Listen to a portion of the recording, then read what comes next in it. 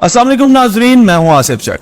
चंद्रयान 3 को लेकर जिस तरह इंडिया में बड़ी एक्साइटमेंट पाई जाती है, बड़ा जश्न पाया जाता है, वहीं पे दूसरी दुनिया के लोग ये भी कह रहे हैं कि चंद्रयान 3 कभी भी चांद की सरफेस पे नहीं गया और इंडिया ने पूरी दुनिया को मामू बनाया।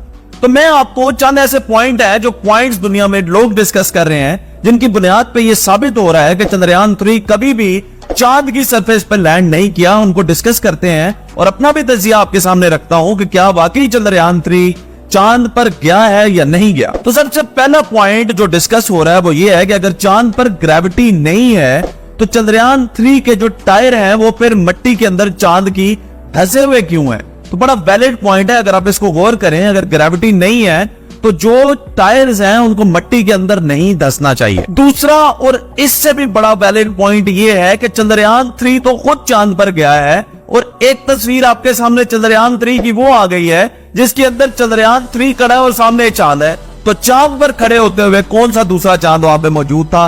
ये भी फेक होने की और बोगस चंद्रयान 3 वहां पे नहीं पहुंचा, इसकी एक बहुत बड़ी मिसाल लोग दे रहे हैं। तीसरी मिसाल लोग ये दे रहे हैं कि अगर चंद्रयान 3 चांद पर पहुंच गया और वहां पे कोई दूसरा चांद फर्ज करे था भी, तो फिर ये जो चंद्रयान 3 था इसका अक्स, इसका साया जो है पीछे आना चाहिए था। साइड वाइज जो है इसका साया, शैडो क्यों आ रहा है? चौथा और बड़ा वैलिड पॉइंट जो लोग उठा रहे हैं ये साबित करने के लिए कि चंद्रयान 3 कभी भी चांद की सरफेस पे नहीं गया, वो ये है कि जब भी आप जमीन से ऊंचाई की तरफ जाते हैं, पहाड़ों की तरफ रुख करते हैं, हाइकिंग करते हैं, तो जितना ऊपर आप जाते हैं सितारे आपको ज्यादा क्लियर नजर आते हैं क्योंकि मतला साफ होता है। तो इतने 1000 किलोमीटर ऊपर जाने के बाद भी चंद्रयान 3 की ये तस्वीर आप देख रहे हैं जिसमें फिर सितारे आपको उतने ही नजर आ रहे हैं, छोटे छोटे। तो लोगों का ये कहना है कि चांद पर जाके भी सितारे बिल्कुल वैसे क्यों नजर आ रहे हैं, ये भी एक लोगों का बड़ा वैलिड क्वेश्चन है। पांचवा और तजस्सुस से भरा एक और सवाल ये लोग उठा रहे हैं कि इतने 1000 किलोमीटर ऊपर जाने के बाद क्योंकि सूरज से फासला जमीन का बड़ा कम हो जाता है, वहां पे चांद की उस हिस्से पे गर्मी की शिद्दत ज्यादा होनी चाहिए थी,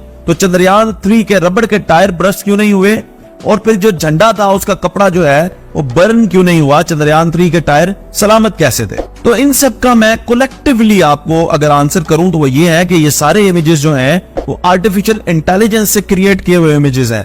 यानी ये वो तब के इमेजेस हैं जब चंद्रयान 3 जमीन से चांद की तरफ रवाना भी नहीं हुआ था, उससे पहले के ये इमेजेस हैं और लोगों ने इसको आर्टिफिशियल इंटेलिजेंस के जरिए जनरेट किया। फॉर एग्जाम्पल आदित्य L1 अभी तक जमीन से सूरज की तरफ रवाना नहीं हुआ और ये मैं आपके साथ इमेज शेयर कर रहा हूं जहां पे आदित्य L1 जो है वो सूरज के पास पहुंचा हुआ है। तो ये आर्टिफिशियल इंटेलिजेंस है जो कि इस तरह के इमेजेस क्रिएट कर सकता है। यानी मैं आप यहाँ पे बैठा हूं पाकिस्तान में और मुझे यूएस में पहुंचाना आर्टिफिशियल इंटेलिजेंस के लिए कोई मुश्किल बात नहीं है। एक और थ्योरी मैं आपको बताता चलूं चंद्रयान 3 के हवाले से कि 4.5 बिलियन साल पहले कहा जाता है कि चांद जो है वो जमीन का हिस्सा था और एक ब्लास्ट के जरिए चांद जमीन से अलग हुआ और चांद बन गया। तो जो हिस्सा जमीन से अलग हुआ था वो साउथ पोल हिस्सा है चांद का, जहां पे पहली दफा इंडिया सक्सेसफुली लैंड किया है। इससे पहले बहुत से ममालिक ने कोशिश की इस हिस्से पे जाने के लिए, लेकिन वो वहां पे जा ना सके क्योंकि यही वो हिस्सा था जो जमीन से अलग हुआ था।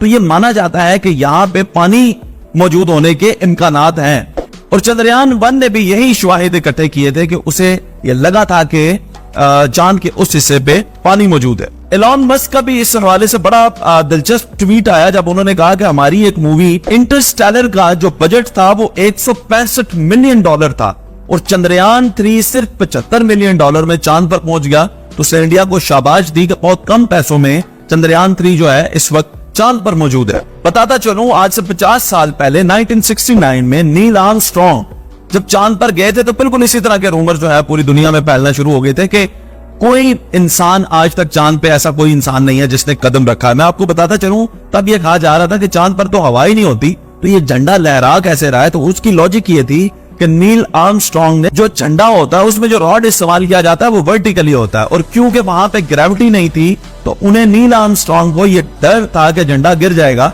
यानी लटक जाएगा, इसलिए उन्होंने एक हॉरिजेंटल रॉड भी उसके अंदर डाला और वो फिट ना कर सके।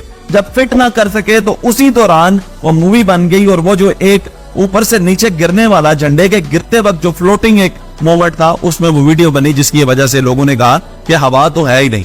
ये भी आपको बताते चलूं लोग कहते हैं कि आज से 50 साल पहले इंसान चांद पर गया था तो उसके बाद अब तक चांद पे फिर कोई इंसान दोबारा क्यों नहीं गया। तो मैं आपको बताता चलूं आज से 50 साल पहले यूएस ने बजट दिया था इसको $24 बिलियन, और आज 2023 में इसका बजट है $100 बिलियन।